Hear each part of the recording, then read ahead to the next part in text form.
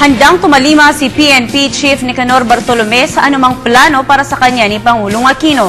Reaksyon ito ni Bartolome sa pagnanais ng Pangulo na maaga siyang magretiro upang pumalit kay DILG Undersecretary Rico Puno.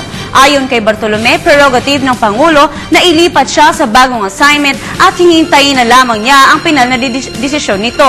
Bagamat no comment si Bartolome sa mga tanong ng mga mamamahayag tungkol sa plano ng Pangulo. Sinabi nito sa mga empleyado ng Camp Crame na nasisiyahan siya sa may isang taon na niyang panunungkulan.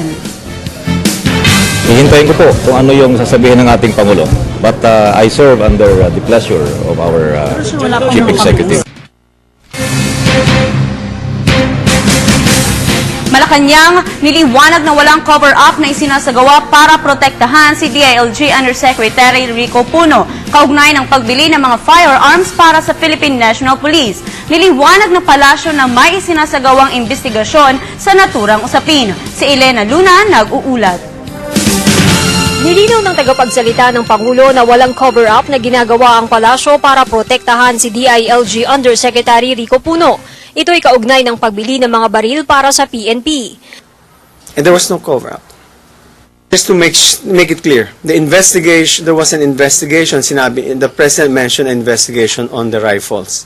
And the President ordered it stopped because there were nakita niya yung presyo ng rifle na tininan niya sa internet, bakit ganito ang presyo. Mababa na nga, pero nung tininan niya, 80,000 po yung rifle, pero nung tininan niya sa internet, pumapatak lang ng less than that pa. So tinanong niya ang PNP, ang DILG, ano ba ang competence ng bids and awards? So he's looking into the process itself. He's investigating the process. But in the meantime, while investigating the process, he already told Secretary Jesse Robredo to stop that bidding, and it was stopped. Hininto po yung bidding. Si DILG Secretary Jesse Robredo ang inatasan ng Pangulong imbestigahan ang umano'y overpricing. Di umano ay may alam si Puno sa binibiling mga baril bilang USEC for Peace and Order na itinalagang humawak sa PNP. Nais ni Senadora Miriam Defensor Santiago na imbestigahan kung bakit si USEC Puno at hindi si DILG Secretary Robredo ang may hawak sa PNP. The truth of the incident is that, number one, he ordered Undersecretary Puno to secure the offices of Secretary Robredo, but he did not give instructions to secure the secure the condominium unit. Wala yon, wala sa instruction. In fact, to my knowledge, ang instructions was to secure.